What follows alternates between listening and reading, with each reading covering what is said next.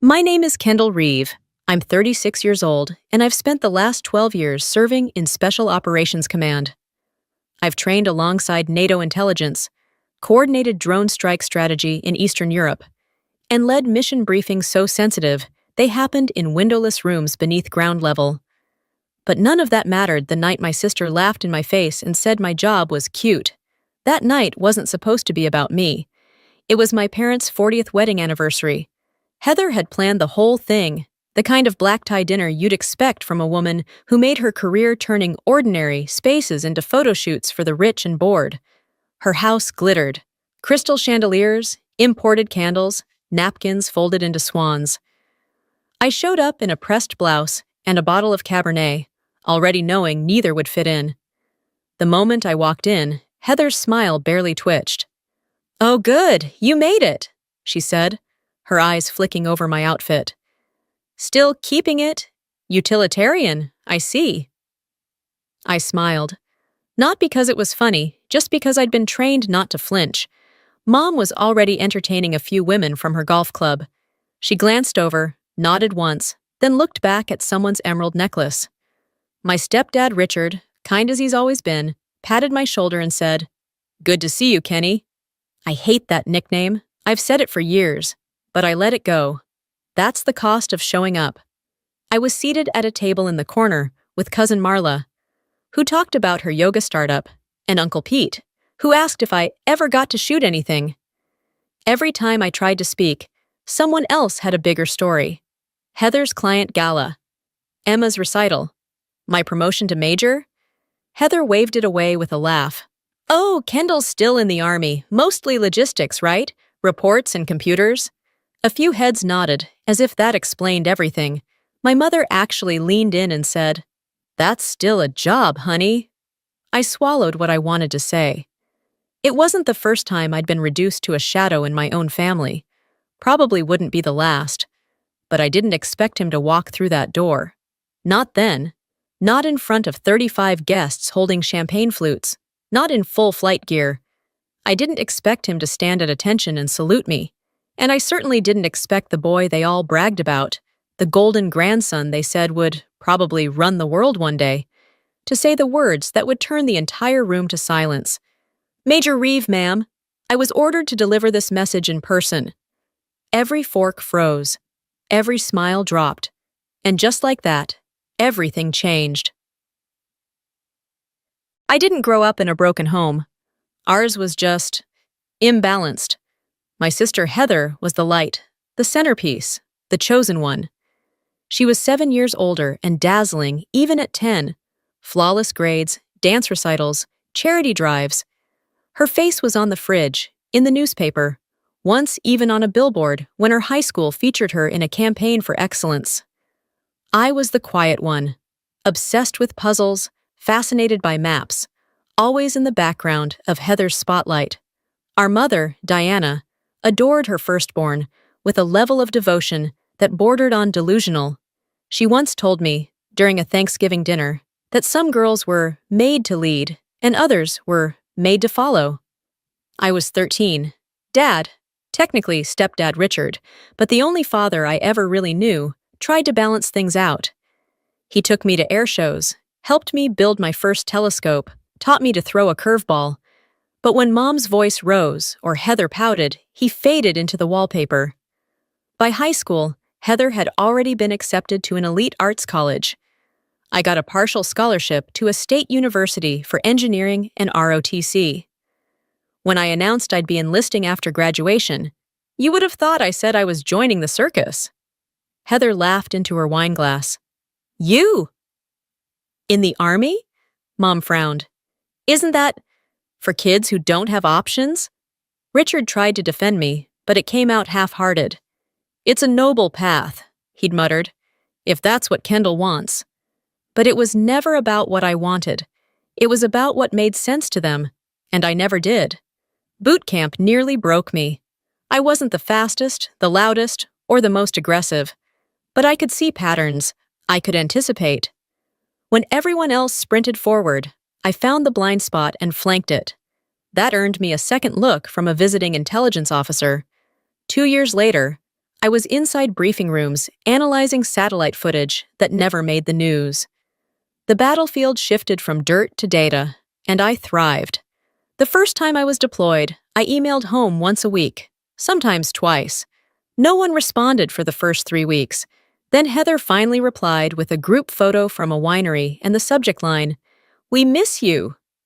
Sort of. I got used to being out of the loop. Holidays happened without me. Emma, Heather's daughter, started calling me Army Auntie. Landon, her son, asked me once if I flew the planes or just filled out the paperwork. I told him, gently, I help the people who fly the planes stay alive. He blinked at that. He was maybe 12 then, skinny and curious, and already living in the glow of Heather's world. But there was something behind his eyes, an intensity I recognized. He didn't know what it meant yet, but I did. That's the look of someone who wants to understand more than he's told. The years passed, filled with missions I couldn't talk about, and losses I couldn't grieve publicly. Promotions came quietly. My rank changed, but at the dinner table back home, I was still Kenny, who hadn't settled down. Still the sister with potential, if only I'd just do something normal. At Heather's 50th birthday party, a rooftop event catered by some celebrity chef, I showed up in uniform. Not out of pride, but because I didn't have time to change after an emergency meeting at base. Heather looked me up and down and muttered, "Couldn't you have worn a dress? It's not a funeral."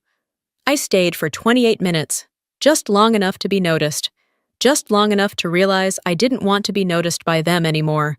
So when I got the invitation, well, when Richard called to say they were doing something big for their anniversary, and that it would mean a lot if I came, I hesitated. Naomi, my best friend and teammate in intelligence, was the one who finally said it. "Maybe they don't deserve you, Kendall, but maybe you deserve to see how far you've come." She didn't say it with bitterness. She said it with clarity. Naomi had seen me pick apart intercepted signals that saved entire deployments. She'd seen me walk into debriefings with a laptop and walk out having prevented something awful from happening in a city no one could spell. She knew what I was capable of, even if my own family never cared to ask. So I said yes. But I packed light.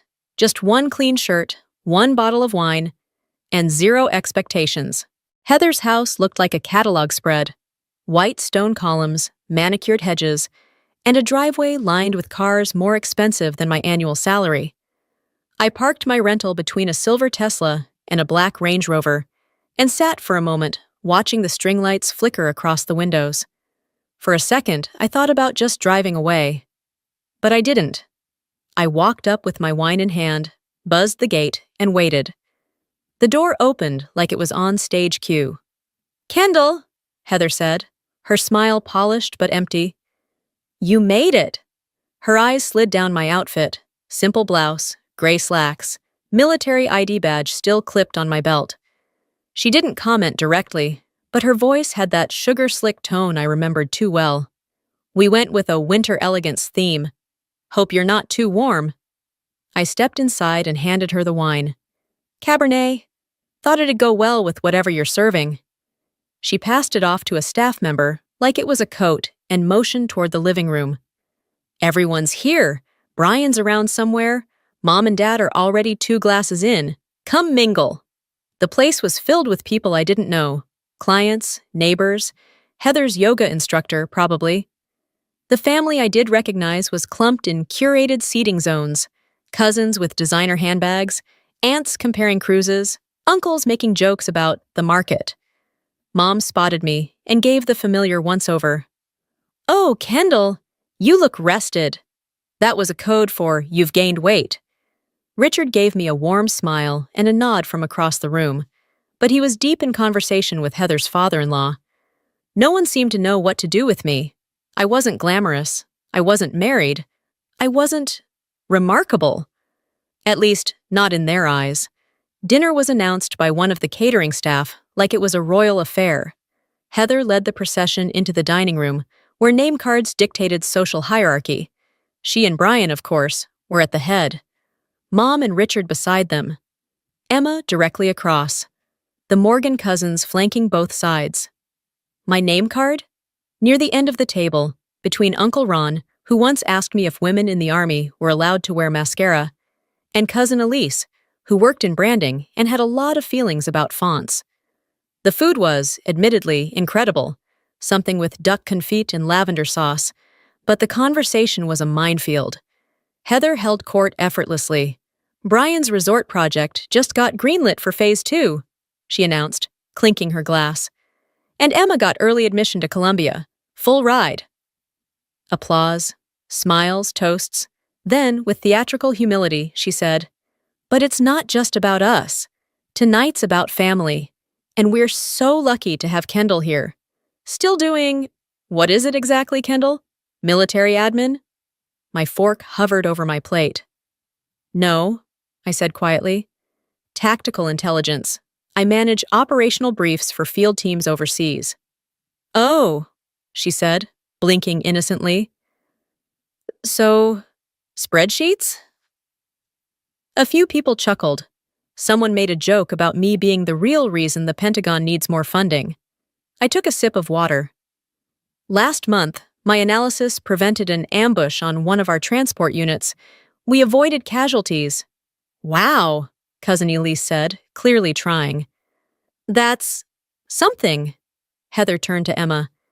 "Anyway, we're thinking about a summer in Tuscany. You'd love it. Villas, wine, maybe a little hot air balloon ride." I tried to hold my tongue. I did.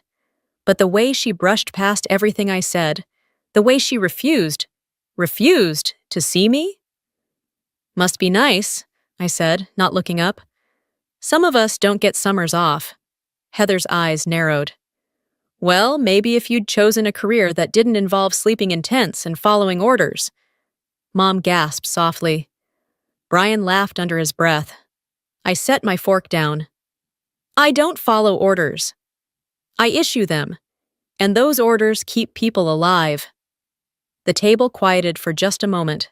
Then Uncle Ron said, "Well, I think what Kendall's trying to say is that every job matters, even the behind-the-scenes ones." I stood up, suddenly hot under the collar. "Excuse me?" In the hallway, I gripped the stair rail until my fingers ached. I was so tired of the polite mockery, of the diminishing tones, of always being the invisible one. I almost didn't go back in. But I did. Not for them. For me. I sat back down and picked up my fork. Heather was laughing again, this time showing off photos from a fundraiser she threw in Manhattan, glittering chandeliers, celebrity cameos, and just as she leaned forward to brag about how she made the senator cry with her floral centerpieces, the doorbell rang. Heather frowned. "We're not expecting anyone." Brian stood. "I'll get it." A pause, a whisper, then footsteps, and then, "Excuse me, is Major Reeve present?" Every head turned. I stood slowly, confused. I hadn't told anyone from base I'd be here, hadn't shared my location on social media. The voice had been male, firm, professional, but I hadn't recognized it.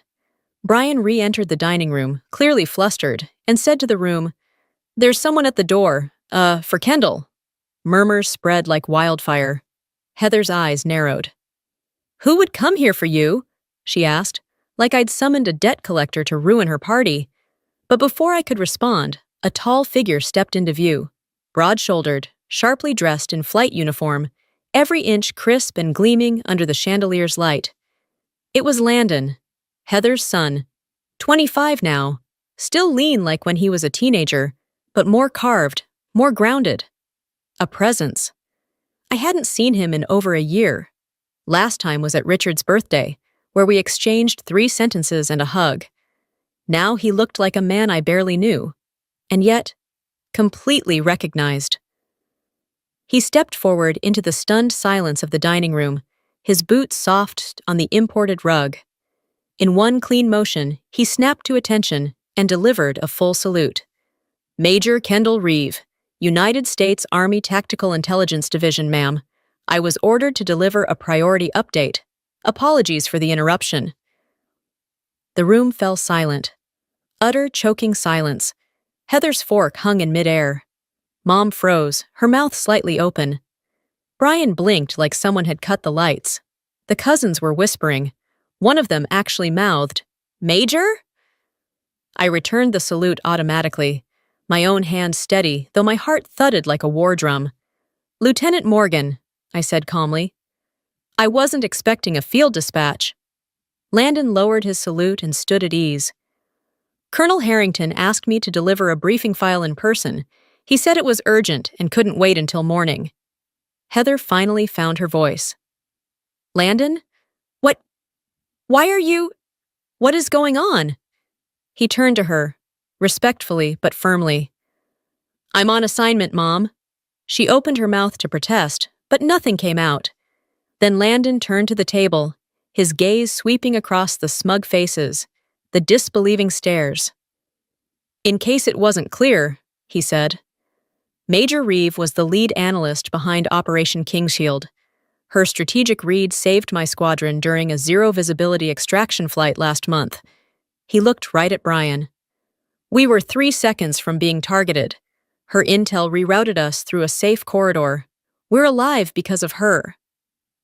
Brian's face drained of color. Heather looked like someone had unplugged her entirely. I should have felt vindicated, triumphant. But what I really felt was stillness, a quiet, leveling stillness I hadn't known I needed. I nodded. "Thank you, Lieutenant. We can debrief outside." Landon gave a final nod. "Of course, ma'am." Then to the room. "Sorry for disrupting your dinner." He turned and walked out with military precision, and I followed, heels clicking behind his boots, the silence behind us thick and stunned. Once we reached the foyer and the door closed behind us, I exhaled. Landon loosened his shoulders. "Okay," he said, grinning. "That was dramatic as hell." I stared at him. "You ambushed me." "Naomi told me where you were, said your family was being themselves again. Thought maybe it was time someone showed them who you actually are." I blinked. "You called me Major, in front of everyone." He raised an eyebrow. "That's your rank, isn't it?" I swallowed. "It is, but you didn't have to—" "Yes, I did."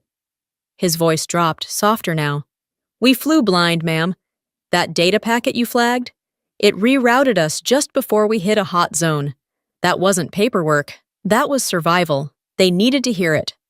He reached into his jacket and pulled out a sealed envelope. "This actually is for you, though, from Colonel Harrington, briefing at 0700, but I might have exaggerated the urgency." I smiled, really smiled, for the first time that day. "Well played." He straightened. "You've got more people who respect you than you think, Aunt Kendall." He saluted again, but this time with a smirk. "See you at the base." Then he was gone, and I was left in the quiet entryway, holding an envelope and 100 unspoken words behind me. Back inside, they were still frozen in their seats, but something had shifted. And not just in them, in me. The next morning, I was back on base by 0645. The sun had barely cleared the mountains, and the desert air was sharp with silence. I wore my uniform not as armor, but as clarity.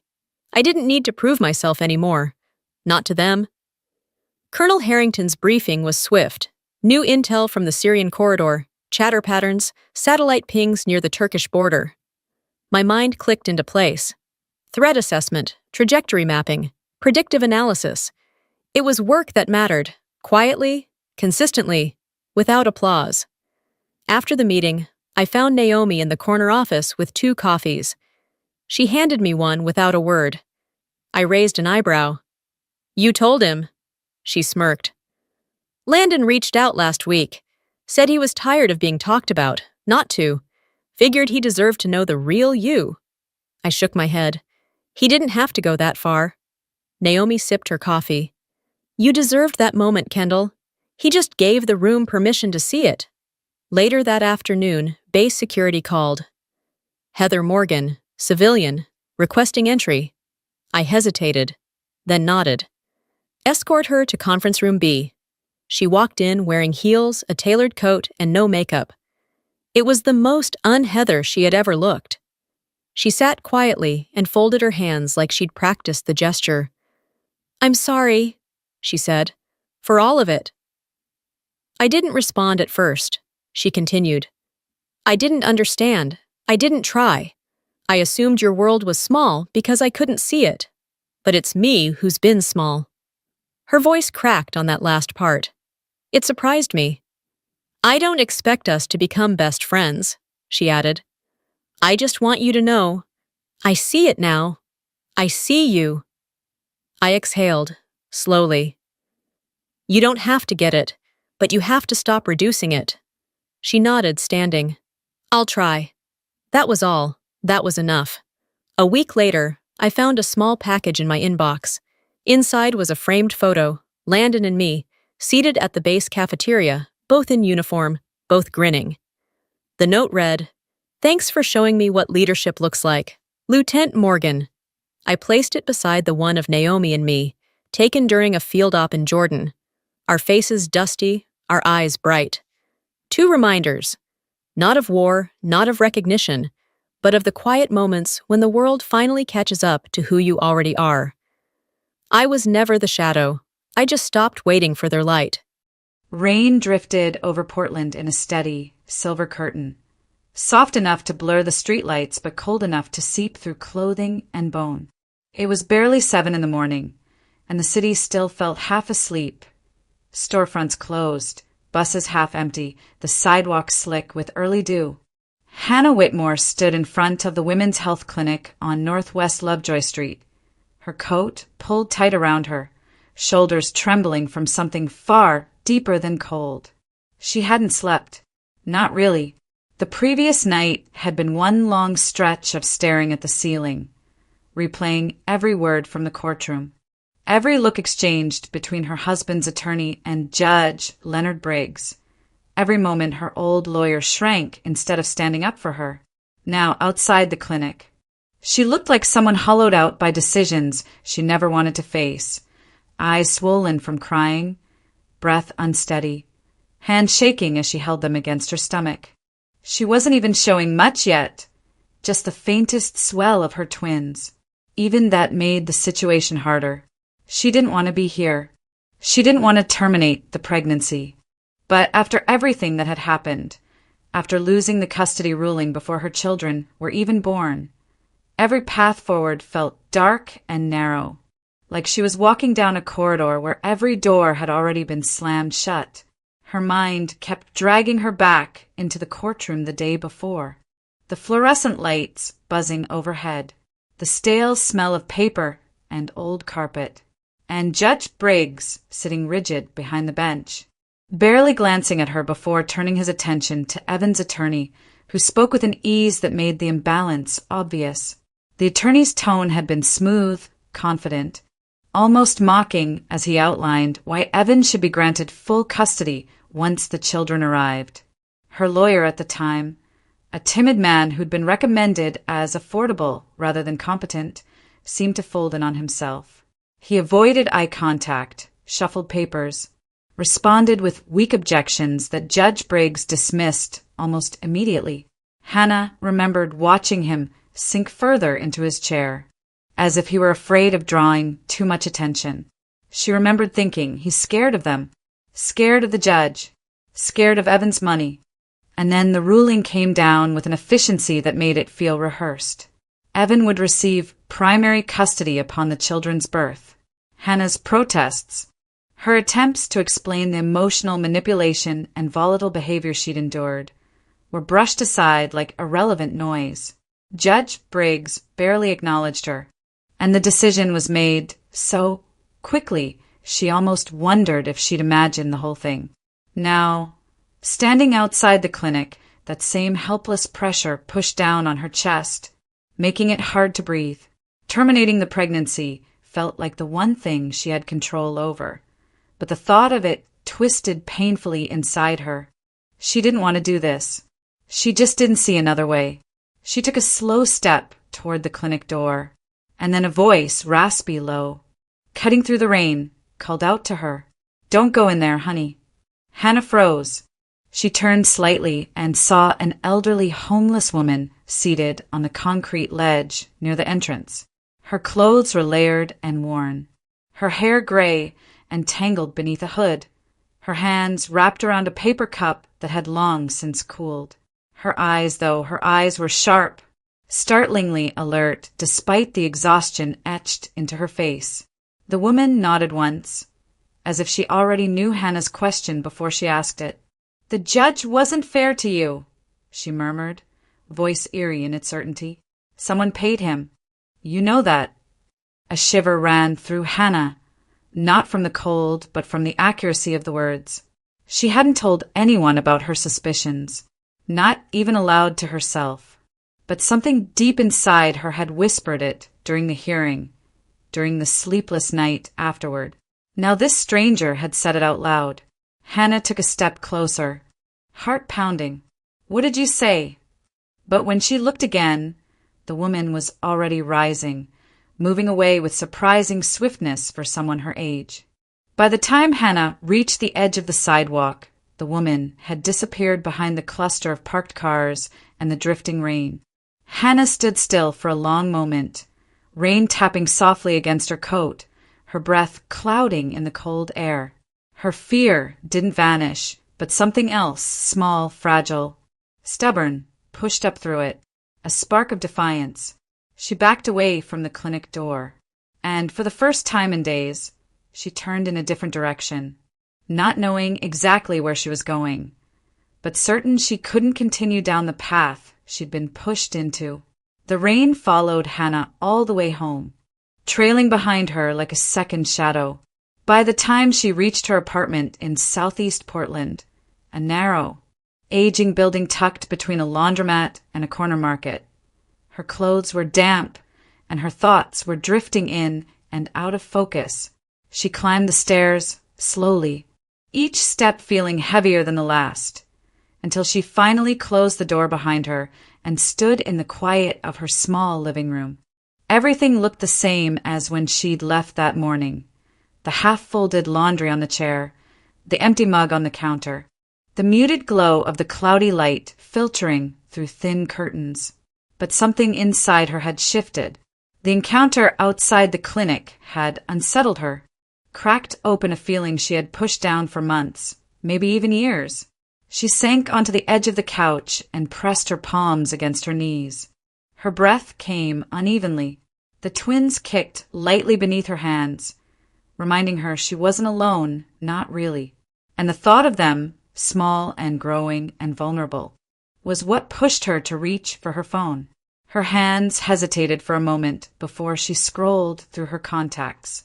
She moved past recent calls, her old lawyer, Evan, the clinic number she hadn't answered, and then she found it, Monica Fields. They hadn't spoken properly since college. Life had gone in different directions, Hannah into childcare and part-time teaching, Monica into criminal investigations.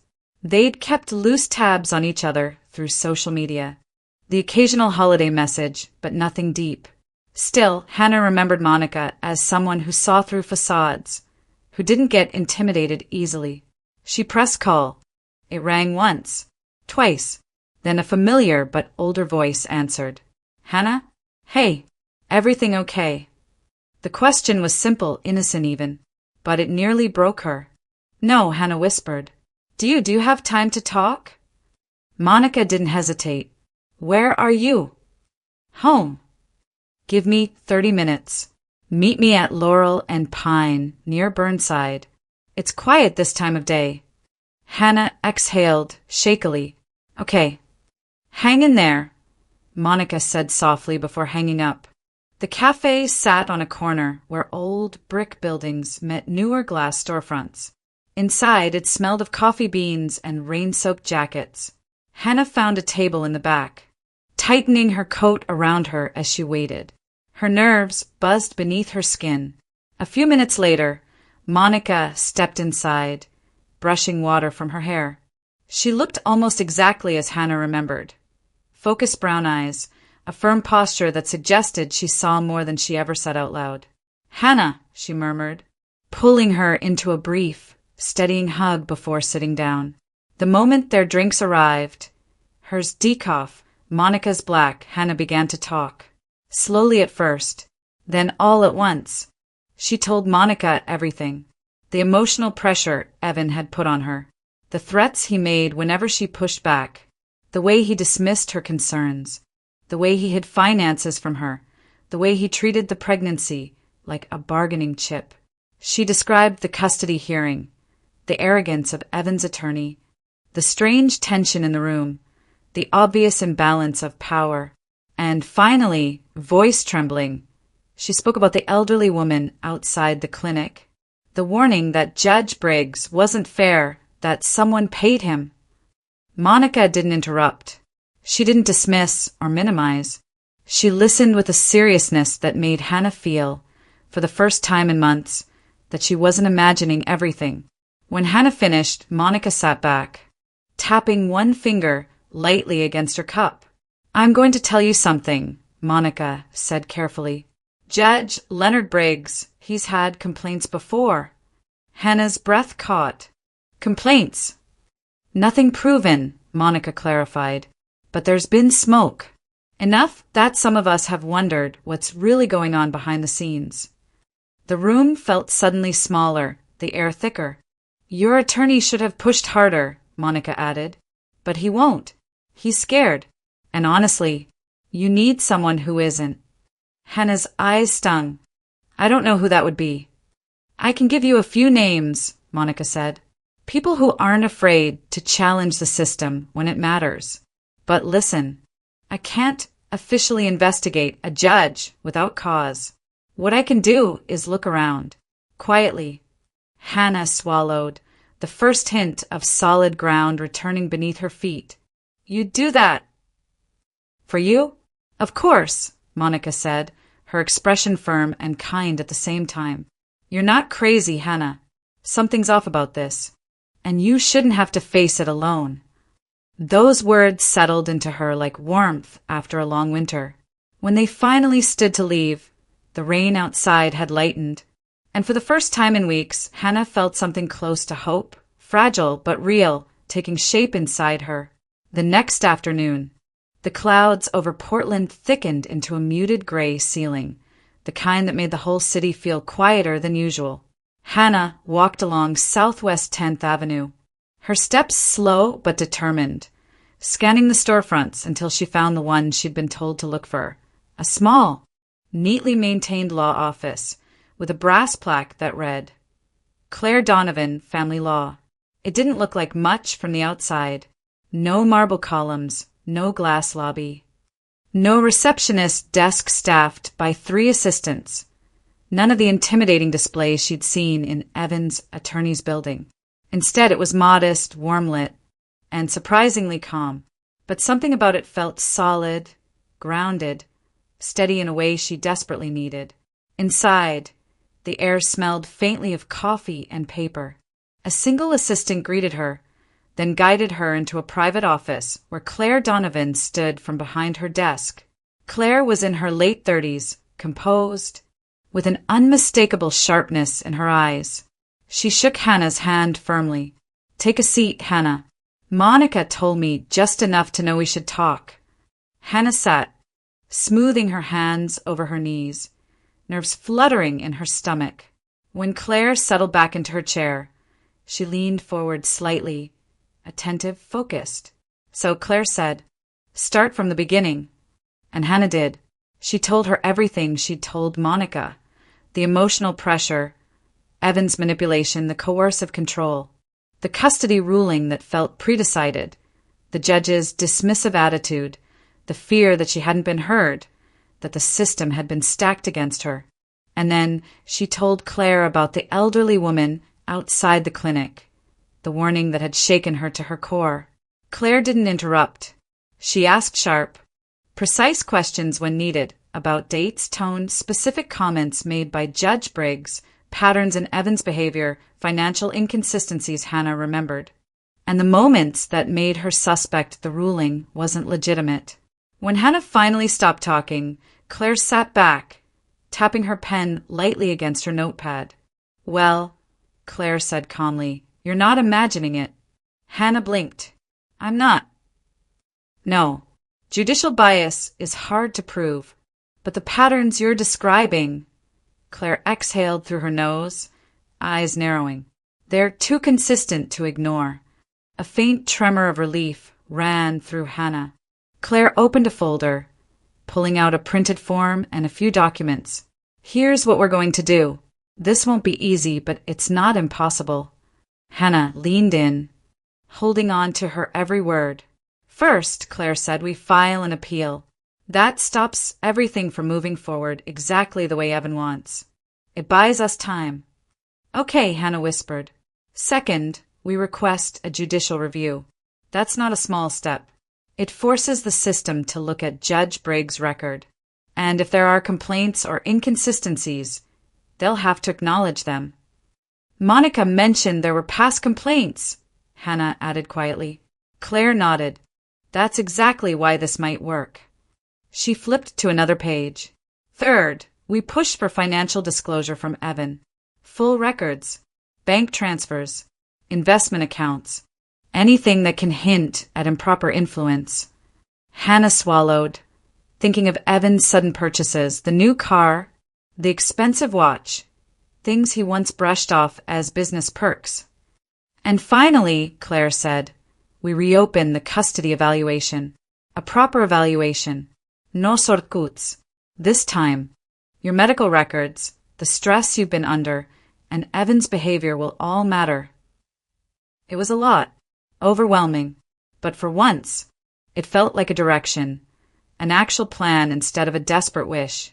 Evan won't surrender easily, Claire added, her voice firm, especially if he senses the judge might be compromised. He's going to push back. Hard. Hannah felt her heartbeat quicken. I know. But you're not doing this alone anymore, Claire assured her. We'll go step by step. And if he becomes hostile emotionally or legally, it will help the case.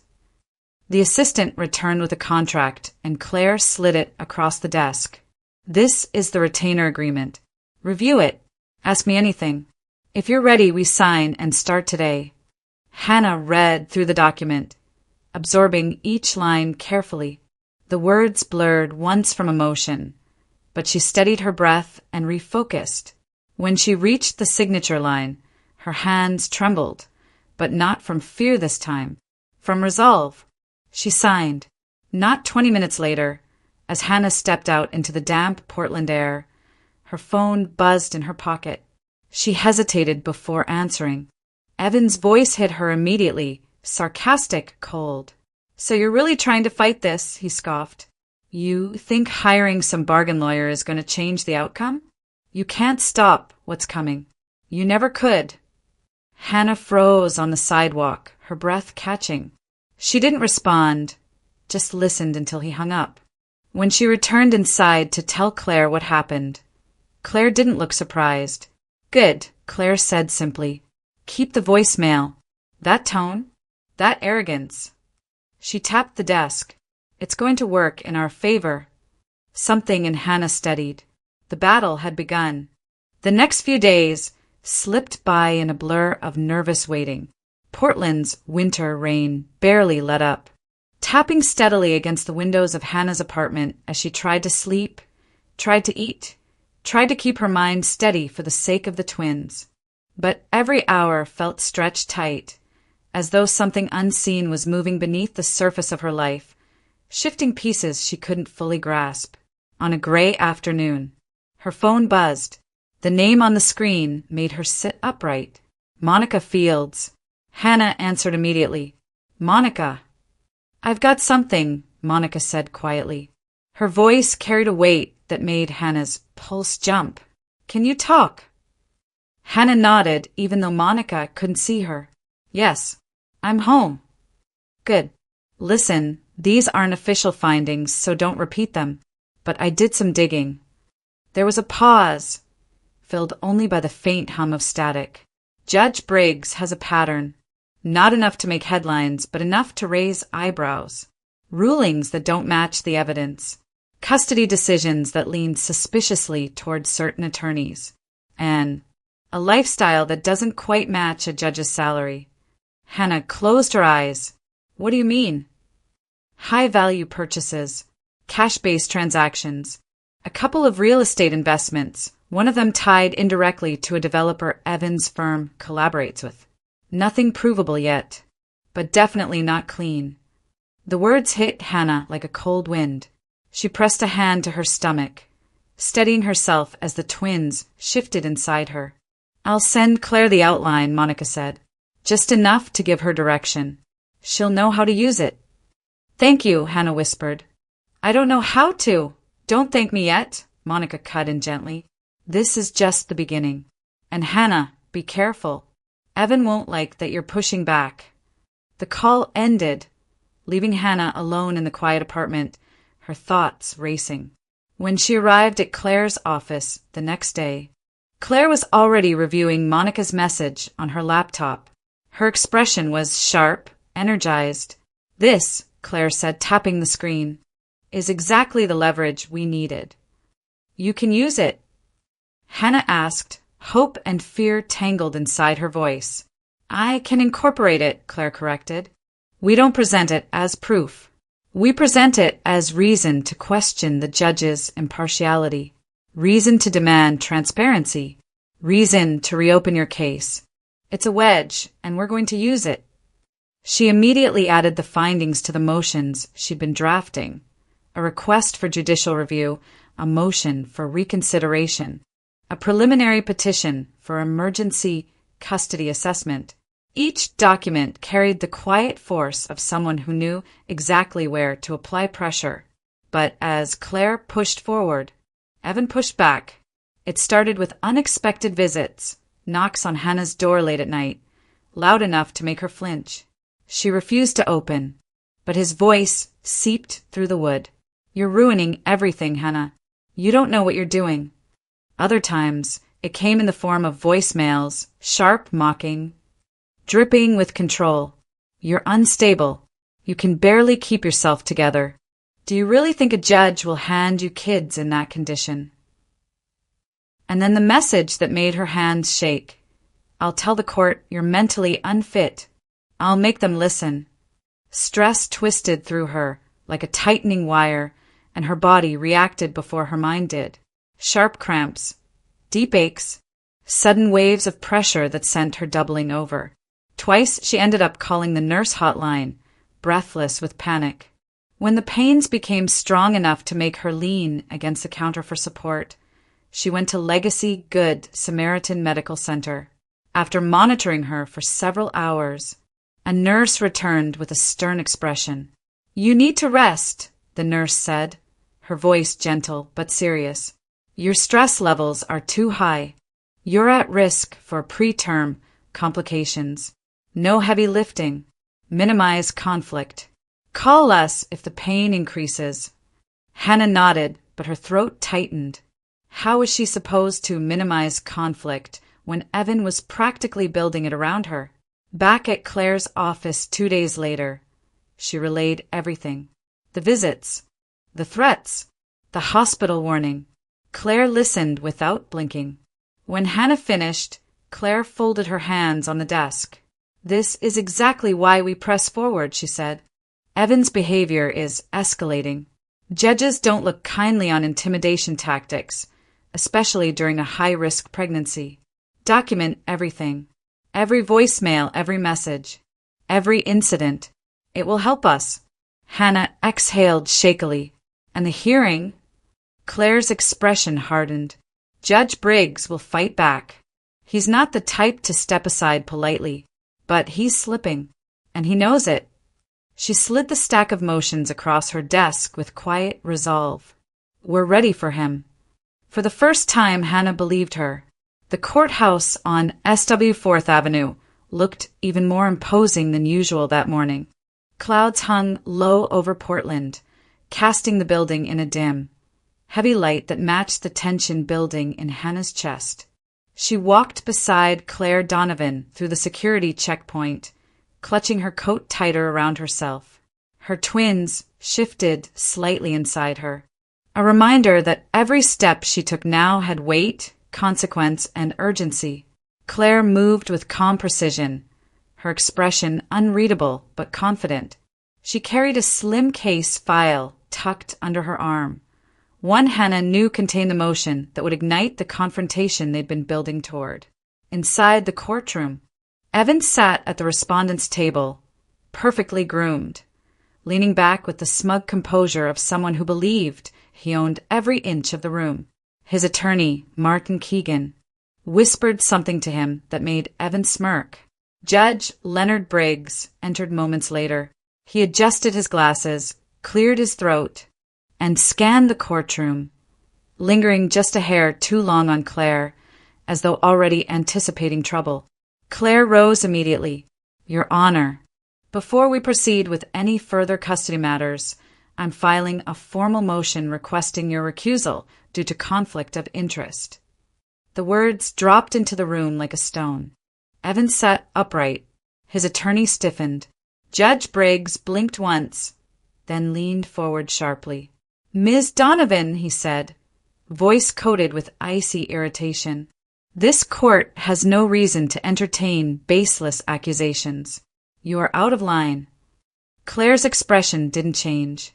With respect, Your Honor.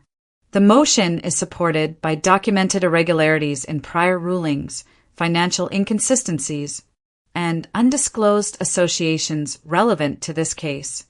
A ripple of shock moved through the courtroom. Briggs' jaw tightened. Keegan stood abruptly. Your Honor, we object to this circus. Ms. Whitmore is fabricating conspiracy theories to delay the inevitable. There is no evidence, none, that suggests impropriety. Claire didn't even look at him. The records speak for themselves, and until they are reviewed by an independent judge, proceeding with this custody matter would violate my client's constitutional right to an impartial hearing. Hannah watched the exchange from her seat, her heart pounding. She'd never seen anyone stand up to Judge Briggs like this. Her old attorney practically bowed every time he spoke. Claire, however, held her ground with the quiet force of someone who refused to be intimidated. Briggs straightened in his chair, gripping the wooden armrests. Ms. Donovan, he said slowly, if you think you can march into my courtroom and impugn my reputation with speculative nonsense. Claire finally met his gaze without flinching.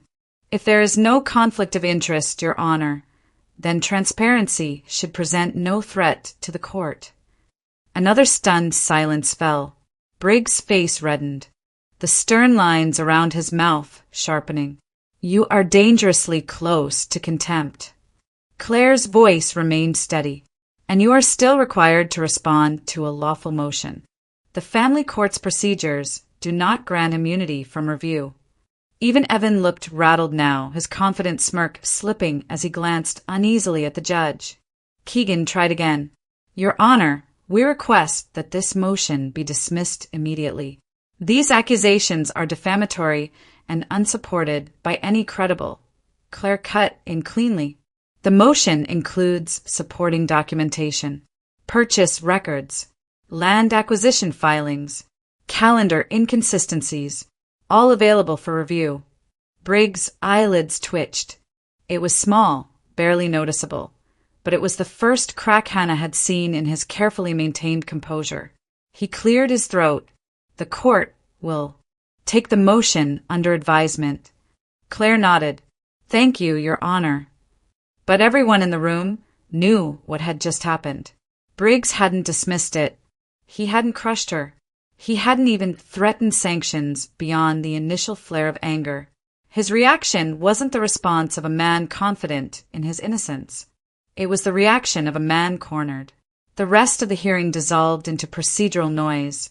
Dates, filings, obligations, but the tension hung heavy, like smoke that refused to dissipate. When Briggs finally adjourned, his gavel struck harder than necessary, a sharp crack that echoed through the room. Hannah followed Claire into the hallway, her legs unsteady but her breath lighter than it had been in weeks. Claire paused near the elevator, crossed her arms, and allowed herself the faintest shadow of a smile. This, she said quietly, was the crack we needed.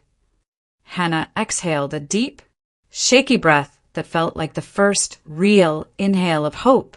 The days following the confrontation in court felt strangely suspended. like Portland itself was holding its breath. Rain drifted in steady lines outside Hannah's apartment. Fog clung to the streets, and every hour seemed to vibrate with unanswered questions.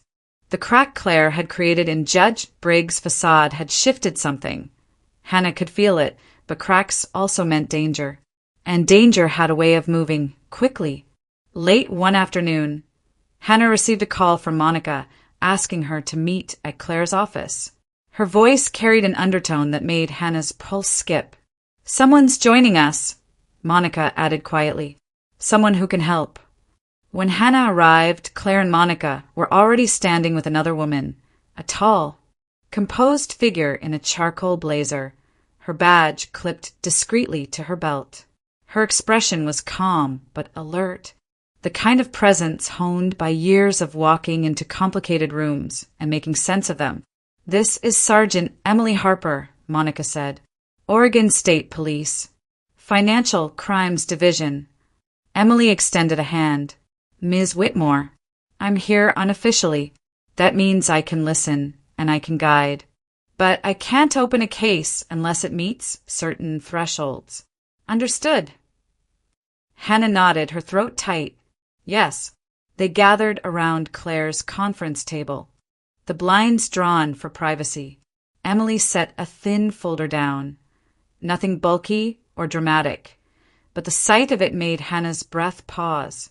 "We've been monitoring several financial movements over the past few months," Emily began, her tone precise and measured. "Some of them overlap with Judge Briggs' known accounts. Others tie in directly to a shell company connected to Whitmore Development." Hannah's stomach sank. "Connected how?" Emily flipped open the folder, sliding forward a few printed sheets. "This LLC, Pine Ridge Consulting, was registered 18 months ago. No employees, no office listed. No activity besides receiving large cash transfers and issuing smaller payments to individuals who also happen to appear in your husband's professional orbit." Claire leaned in, her eyes sharp. "And the judge?" "There are patterns," Emily said carefully. "Cash deposits into an account that belongs to a relative of his. Transfers happening shortly after specific rulings that benefited certain developers." Her gaze settled meaningfully on Hannah. "One of those developers is Evan Whitmore." The room went quiet. It wasn't proof.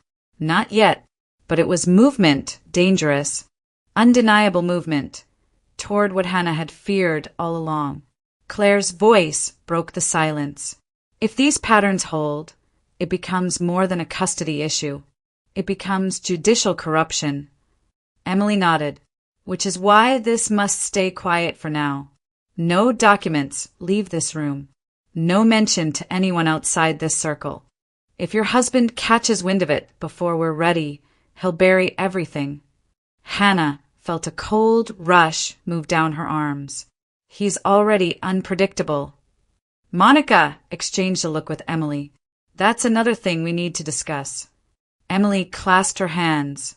"Ms. Whitmore, based on what Monica has reported and the escalation in your husband's behavior, showing up uninvited, threatening messages, you need to take precautions. Do not meet him alone. Not in parking lots, not in hallways, not even at your front door." Claire added softly, "Record everything. Save every voicemail. Forward copies to me and Monica." Hannah nodded, her fingers trembling slightly against the table's edge. "I will." They spent another hour reviewing timelines, identifying risk points and planning next steps. When Hannah finally left Claire's office, the sky was dark and the downtown streets were gleaming from rain. She walked carefully to her car, scanning the streetlights, aware of every sound behind her. Because Emily was right, Evan wasn't reacting like a man losing control of his marriage. He was reacting like a man losing control of a scheme. That night, the pressure of it all settled into Hannah's body like a weight. She tried to sleep, shifting carefully on her side, one hand resting over her stomach. But stress had dug its claws too deep. Every message from Evan, every unexpected knock, every shadow that passed the window replayed in her mind. Around 2 in the morning, she jolted awake with a sharp, pulling pain across her abdomen. It wasn't the mild tightening she'd felt before. This was deeper, hotter, like something twisting from the inside. She gasped, gripping the sheets. The pain radiated down her spine, into her hips. She tried to breathe evenly, but each inhale trembled. After several minutes, it eased, leaving a dull ache behind. Hannah lay still in the darkness, palms pressed against her stomach, tears sliding silently into her hair. Something was wrong. Maybe not catastrophic yet, but wrong enough to feel like a warning. A warning of what was coming. The rain had eased by morning, but the air in Portland felt unusually heavy, thick, unmoving, as though the whole city sensed something shifting beneath its paved surface. Hannah was getting ready to leave for Claire's office when her phone buzzed with an unexpected alert. A court notification. Emergency hearing scheduled, same day. Judge Briggs presiding. Her breath caught. "He's trying to trap us," she whispered. Claire confirmed it within minutes. "He's pushing this through before the judicial review can move forward. He wants to strike first." Hannah's pulse thudded. Stress had already woven itself into her body like a second heartbeat, and the sudden pressure made her stomach tighten. Still, she grabbed her coat, determined to get to the courthouse. But the twins had other plans. Halfway down her apartment stairwell, a bolt of pain shot across her abdomen, so sharply she cried out, gripping the railing with both hands. It wasn't the dull ache she'd been feeling for days. It was white-hot and immediate, dropping her to her knees before she even processed what was happening. Her vision blurred. Another wave hit, stronger, forcing air out of her lungs. A neighbor saw her collapse and ran to call 911. Within minutes, paramedics were guiding her onto a stretcher as she tried to breathe through the tightening, her hands trembling uncontrollably. "Hannah, stay with us," one of them said gently. "Legacy Good Samaritan is 10 minutes away." She nodded, tears sliding down her temples as the ambulance doors shut. Claire arrived at the courthouse alone. The hallways buzzed with a nervous energy she immediately recognized. Something was already happening behind the scenes. When she entered the courtroom, Judge Briggs looked stiff, tense, almost unsettled. Keegan whispered urgently in his ear, and Briggs brushed him off with a visible flicker of irritation. Claire rose before the judge could speak. "Your Honor, my client is unable to attend. She has been transported to Legacy Good Samaritan Medical Center with a medical emergency." Briggs opened his mouth to object, but before he could, the courtroom doors opened and a clerk hurried inside, whispering something into his ear. His expression shifted. First confusion, then disbelief, then a rigid, brittle fury. "We're taking a recess," he snapped abruptly. Claire's eyes narrowed.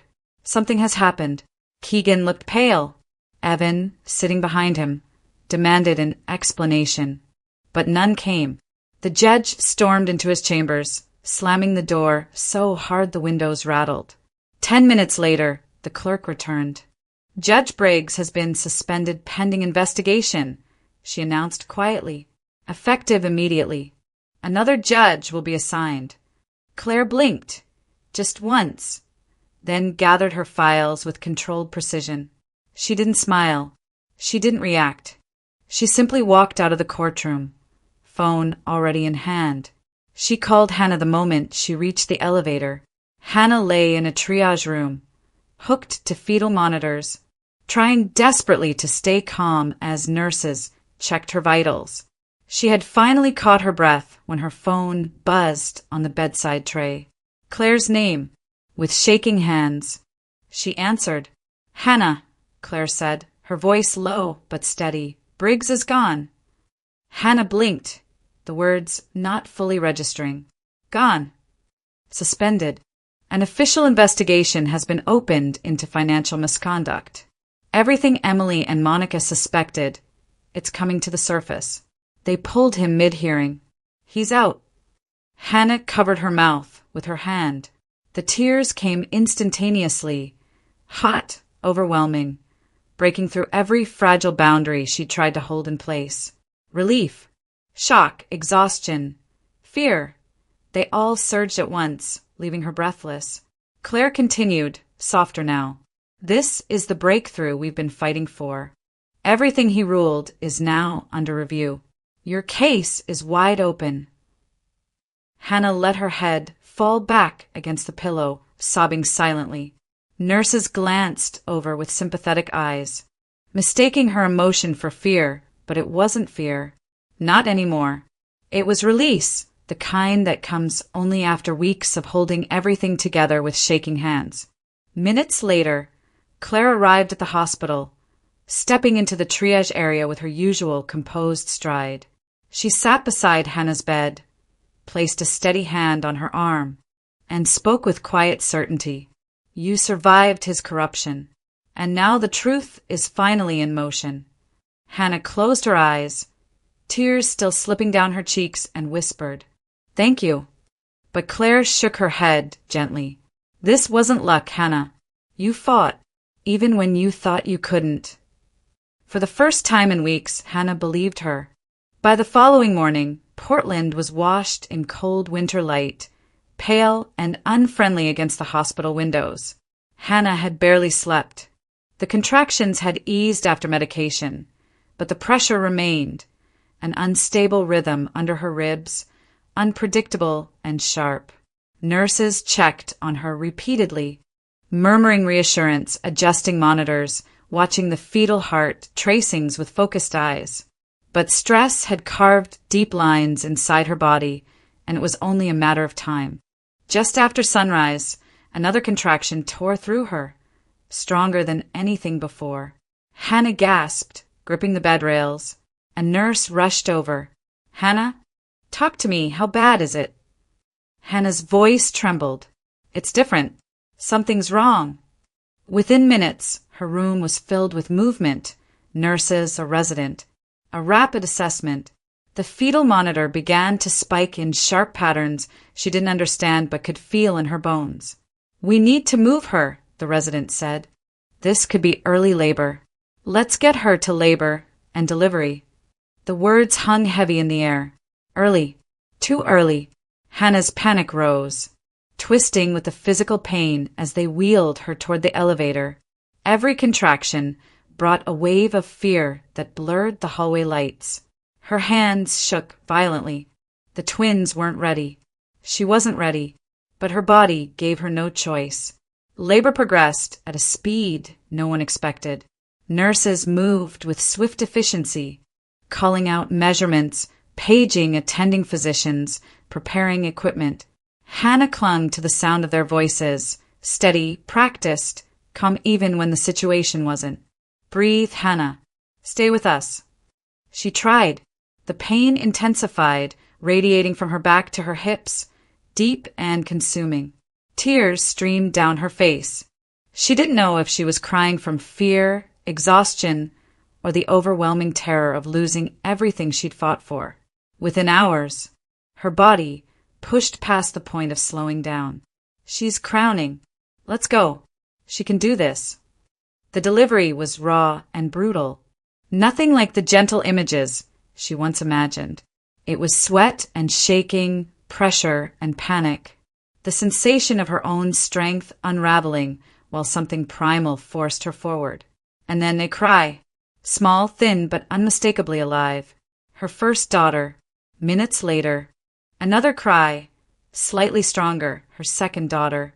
Hannah broke, completely, sobbing with relief as the doctors worked quickly to stabilize the newborns. Their fragile bodies were whisked toward the NICU, surrounded by nurses who moved with practiced urgency. "They're okay?" Hannah whispered. "They're fighters," a nurse said gently. "Tiny but strong." Hours later, Hannah was resting in a dim recovery room when the door opened. Evan stepped inside. His expression was molded into concern, practiced concern, the kind that hovered somewhere between performance and calculation. He stood near the foot of her bed. hands clasped like he'd rehearsed the pose. "Hannah," he said softly, "I came as soon as I heard. Are you all right?" She stared at him, too tired to mask the instinctive recoil his presence triggered. "You shouldn't be here," she said weakly. He ignored that. Look, everything's been twisted lately, but we don't have to keep fighting. You've been under so much stress. Maybe we can work something out. Something peaceful." He stepped closer, lowering his voice. "We can settle outside of court. No more hearings. No investigators. No embarrassments." There it was, the real motive. Fear, thinly veiled beneath his feigned compassion. He wasn't here because of the babies. He was here because Briggs' suspension meant the entire chain of corruption could unravel. Claire entered just then. Having spoken with the NICU team, she immediately picked up on the tension. "Mr. Whitmore," she said coolly, "this is a medical recovery room, not a negotiation session." Evan straightened. "I'm just trying to make peace." "No," Claire replied sharply. "You're trying to protect yourself, and you're doing a poor job of it." The mask slipped. Evan's jaw tightened, his eyes narrowing before shifting back into a counterfeit smile. "Hannah," he said again, "just think about it. I'm giving you a chance to avoid another fight." Hannah's voice was almost a whisper, but unmistakably firm. "No," he blinked. "No. No back doors. No deals. Not after everything you've done." For a moment, he looked like he wanted to argue, but Claire stepped forward, positioning herself between them. "That's enough. You need to leave. Now." Evan hesitated, then turned sharply and walked out. The room felt lighter the moment the door shut behind him. Later, Claire accompanied Hannah to the NICU. The sound of soft monitors, quiet beeping, and hushed nurse conversations created an atmosphere of fragile stillness. Tiny incubators glowed under gentle lights, each holding a life barely beginning. Hannah approached her daughters, so small, so impossibly delicate. Each movement of their tiny chests tightened something inside her. "They're beautiful," Claire whispered. Hannah pressed a trembling hand to the incubator's edge. "I'm going to protect them," she murmured, "no matter what." In that moment, tired, aching, emotionally stripped, Hannah felt something stronger than fear rising in her. Not defiance, not anger, something deeper, a mother's will, and it was unshakable. 2 weeks after the twins' birth, on a crisp, cloudless morning, Hannah was wheeled into the Multnomah County Courthouse, this time as a mother, flanked by strength she hadn't possessed before. Claire walked beside her, carrying a meticulously organized case file, the edges marked with tabs and color codes. Hannah still moved carefully, her body healing from the premature delivery. But something about her posture had changed. She no longer looked like someone crushed by circumstance. She looked like someone who had survived it. The courtroom itself felt different. Judge Briggs was gone, his name scrubbed from the schedule. In his place sat Judge Miriam Caldwell, a woman known across Portland's legal community for her composure, fairness, and unwavering adherence to process. Her presence was steady, almost comforting, her eyes clear and observant as she surveyed the room. "Good morning," Judge Caldwell said, her tone firm yet neutral. "We are reopening this custody case due to significant procedural concerns and newly presented evidence." For the first time since this nightmare began, Hannah felt a courtroom that wasn't tilted against her. Claire rose. "Your Honor, we intend to demonstrate a clear pattern of psychological abuse, manipulation, and coercive control perpetrated by Mr. Whitmore against my client. We will also present evidence of undisclosed financial connections between Mr. Whitmore's company and entities tied to former Judge Leonard Briggs." A hush rippled through the spectators. Evan shifted uncomfortably, his jaw tightening. His usually immaculate composure had cracked since Briggs' suspension. Now he looked tense, cornered, like someone who had lost control of a story he once authored. Claire began with the psychological abuse. She submitted voice recordings Evan had left on Hannah's phone, belittling statements, veiled threats, dismissive comments about her mental stability. Hannah listened from her wheelchair, her chest tightening as each recording played aloud, filling the courtroom with the sound of a man who had once vowed to love her.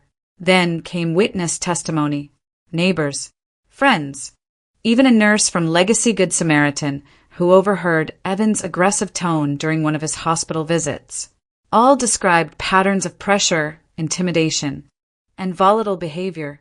Keegan, Evan's attorney, objected repeatedly, but his objections were thin, almost desperate.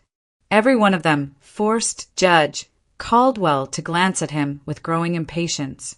Next came the evidence no one in the room could ignore. Financial documents, summarized cleanly by Claire, unexplained cash movements, suspicious real estate kickbacks, a Shell LLC, Pine Ridge Consulting, linked to Whitmore Development through mirrored deposit patterns, and the critical overlap, transactions aligning with rulings signed by Judge Briggs. Keegan stammered, "Your Honor, this is circumstantial. It is relevant," Judge Caldwell said sharply, "and it will be heard." For the first time, Evan looked directly at Hannah, not with anger, but with something like disbelief, as though he still couldn't understand how everything he'd built, every manipulation carefully threaded over months, had unraveled in front of him. Claire continued. She introduced Hannah's medical records, documented cramps, stress-induced complications, hospital admissions. She spoke of the premature labor, the emergency triage, the twin girls who entered the world weeks too early because their mother had been pushed past the limits of emotional and physical safety. "This isn't merely a custody issue," Claire said, her voice steady but heavy with conviction. "It is a case of endangerment through sustained emotional abuse."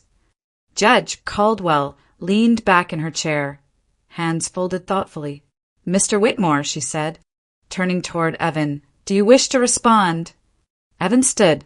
His suit was flawless, but his hands betrayed him, shaking slightly as he gripped the edge of the table. "All of this," he said, voice strained, "is being exaggerated. Hannah has always been unstable. Claire didn't even rise. Your Honor, the recordings speak for themselves."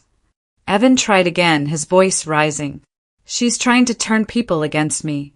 I'm the one who—" "Sit down, Mr. Whitmore," Judge Caldwell said, no hesitation, no softness. He obeyed. Slowly. The shift was unmistakable. His power, once inflated by arrogance and a corrupt judge, no longer existed here.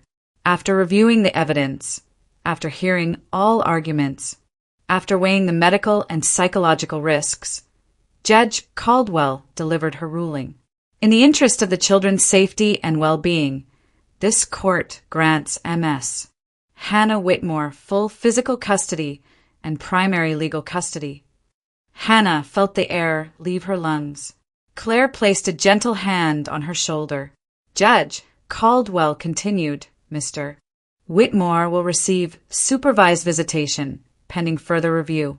Additionally, the court acknowledges active criminal investigations surrounding the previous presiding judge, Leonard Briggs. Any rulings previously influenced by him are vacated." A murmur spread through the courtroom. Shocked whispers, scattered gasps. Simultaneously, as if timed by fate, phones buzzed across the gallery. A news alert. Claire glanced at her screen. "Briggs is being charged," she whispered. "Financial misconduct. Corruption. 3 felony counts." Evan's face drained of color. His attorney slumped back, defeated. And Hannah, tired, healing, but stronger than ever, felt something shift inside her. Not victory, not revenge. Something quieter, something steadier. Freedom. Evan was no longer the man who controlled everything. He was a man exposed, isolated, and left standing in the wreckage he created. And Hannah, for the first time, could finally breathe. 10 years slipped by like a long exhale, carrying with them the sharp edges of a life once dominated by fear. The winters in Portland still brought cold rain, but in the small neighborhood where Hannah Whitmore now lived, the world felt softer. Her home sat on a quiet street lined with maple trees, their branches spreading like open hands over the sidewalks. Wind chimes hung from her porch, catching the slightest breeze, filling the air with a gentle music that marked the passing of seasons. Inside that home, laughter echoed, bright, steady, unmistakably whole. Her daughters, now 10, raced through the hallway with the unself-conscious joy of children who had never known the battles that secured their childhood. They were identical only in the way their eyes sparkled when they smiled. Everything else, personality, voice, rhythm, was uniquely theirs. They were strong, curious, and fiercely bonded to their mother. Hannah had rebuilt her world slowly, piece by piece. She taught part-time at a community education center in Southeast Portland, offering early childhood literacy classes and sometimes guest teaching art workshops. Her schedule was flexible, gentle, designed around her daughters' lives, not in spite of them. She volunteered at the local food bank twice a month. She helped organize neighborhood drives. She became the kind of person people trusted instinctively, not because she tried to be anything extraordinary, but because she had learned, through fire and loss, how to live with sincerity. Her friendship with Monica deepened over the decade, transforming into something like chosen family. They met for brunch twice a month, Monica still in her sharp detective suits, Hannah in soft sweaters and jeans, and talked about everything from cases to school projects to the new restaurant opening on Division Street. Sometimes Sergeant Emily Harper joined them, offering updates on the lingering remnants of the Briggs scandal whenever the subject resurfaced. Evan remained a distant and largely irrelevant figure. Supervised visitation had continued for the first few years, then lessened as the girls grew older and learned to form their own boundaries. He visited occasionally, never alone, always under watch. His life had contracted into a narrower shape after Briggs' downfall, financially, socially, emotionally. He lived in a modest apartment on the west side of town, his business significantly smaller than it once was.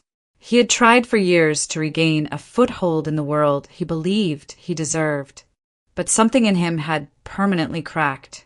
Influence gone, connections severed. The mask that once charmed judges and colleagues no longer held any weight.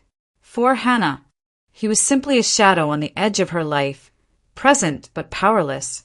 The girls were polite with him, but detached. Children have an uncanny ability to sense when love is thin and forced. They never asked to see him more. They never asked to stay longer, and Hannah never pushed. Her world moved in a different direction. Every now and then, Hannah found herself thinking about the night outside the clinic. Rain falling in silver sheets, her body shaking with grief, her future collapsing in front of her. And the woman, that elderly woman with sharp eyes and a voice that cut straight through the fog of despair. Hannah had never seen her again. No records, no name, no explanation. Just a moment, a single, fragile, improbable moment that became the fulcrum on which her entire life shifted. Over the years, she tried to make sense of it. Maybe it was coincidence, maybe intuition, maybe something else entirely. But every time she replayed the warning in her mind, every time she considered how impossibly precise the woman's words had been, she felt the same quiet shiver of recognition. Some people arrive for only a sentence in your story, and sometimes that sentence changes everything. One night, near the twins' 10th birthday, Hannah fell asleep on the couch while reading essays her students had turned in. The house was quiet, the wind chimes tapping softly outside. In her sleep, a dream unfolded, strangely vivid, achingly familiar. She stood in a misty field just after dawn, the air cool and pale, And there, in front of her, stood the woman, older still, wrapped in the same worn coat, her eyes bright and knowing. "Did you find your way?" the woman asked. Her voice was gentle, without urgency, without judgment. Just a question, as if she already knew the answer. In the dream, Hannah didn't speak. She only nodded, her throat too full for words. The woman smiled, a small, tender curve of her mouth, and then faded into the morning light as the dream dissolved. Hannah woke slowly, the echo of the woman's voice lingering in the quiet room. She sat up, wrapped her arms around herself, and felt something settle deep inside her. Not sadness, not longing, closure. Outside, the first light of dawn was brushing the sky. The day was new, gentle, unburdened. Hannah stood, walked to her daughter's room, and watched them sleep, two small bodies curled under warm blankets, breathing softly in the half-dark. Her life was not perfect, but it was hers, whole, peaceful, rebuilt from the fractures of a past that no longer defined her. When she finally whispered, "Yes, I found it," she wasn't answering the dream. She was answering her life, and the life ahead. Thank you for listening to this story until the end. Hopefully every moment in the story has touched your heart, brought you some reflection, some emotion, and hope. Thank you for taking the time to experience it with us, and hope that each next story will always accompany you on your life journey.